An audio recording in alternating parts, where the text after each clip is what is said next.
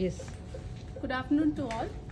आज हम spongin, cold spongin कैसे करते हैं उसका एक प्रोसीजर आप लोगों को डिस्कस करने जा रहे हैं। ठीक है, स्पंजिंग हॉस्पिटल्स में भी की जाती है, कोल्ड स्पंजिंग एंड घर पे भी एक प्रोसीजर हम कर सकते हैं। अगर पेशेंट हॉस्पिटल में है तो अगर पेशेंट को हाई ग्रेड टेम्परेचर है, मतलब 100 से ऊपर है, 100 से ऊपर है, 100 डिग्री फ़ारेनहाइट से ऊपर है, तो डॉक्टर्स कभी कोई मतलब मेडिसिन तो एडवाइस कर रहे हैं, लेकिन डॉक्टर्स ये भी बोल देते हैं कि पेशेंट को आप कोल्ड स्पंजिंग स्टार्ट कर सकते हैं। ठीक है, तो हम स्पंजिंग 2 टाइप से कर सकते हैं, मतलब हम 2 टेम्परेचर वाटर से भी ले सकते हैं। अगर हम आइस पैक से कर रहे हैं और पेशेंट को शिवरिंग हो रही है तो हम नॉर्मल वाटर से भी पेशेंट की स्पंजिंग कर सकते हैं। तो हमें ये ध्यान रखना है, अभी हम हॉस्पिटल की बात कर रहे हैं कि हमें हॉस्पिटल में स्पंजिंग कैसे कर रही है।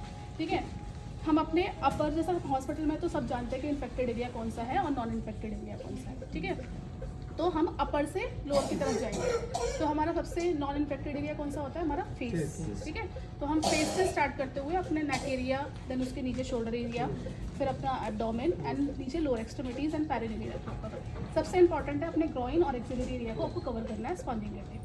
अब हम घर की बात करें। ठीक है, अगर घर पे क्या है, घर पे हमेशा हम सबको ये ध्यान रखना है कि घर पे हमारे थर्मामीटर अवेलेबल होना चाहिए।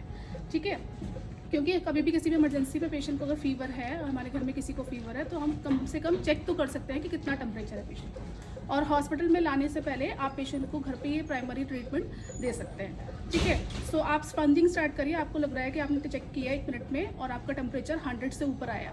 ठीक है, तो आप पेशेंट को गीले पानी की पट्टियाँ कर सकते हैं। ठीक है, उसमें आप पेशेंट को आप ध्यान रखिएगा कि पहले आप कोल्ड मतलब ठंडे पानी से करिए, और आपको पेशेंट को ठंड लग रही है तो आप नॉर्मल जो पानी है उससे आप टेम्परेचर को उतार सकते हैं। ठीक है, तो आप टावल लीजिए और अपने टावल को नॉर्मल वाटर में डिप करके, आपको जैसे मैंने बताया हॉस्पिटल का जो प्रोटोकॉल है, हमारा गंदा वाला एरिया है उसको हम बाद में क्लीन करेंगे, लेकिन हम ऊपर से ही स्टार्ट करेंगे, सेम फेस से। हमारे शोल्डर के बाद हमारे एब्डोमेन एरिया, देन हमारे लोअर एक्सट्रीमिटीज़ और लास्ट में हमारा ग्रॉइन एरिया, मतलब जो हमारा पेरिनियल एरिया जो कहलाता है। ठीक है, वहाँ पे हम स्पंजिंग करेंगे।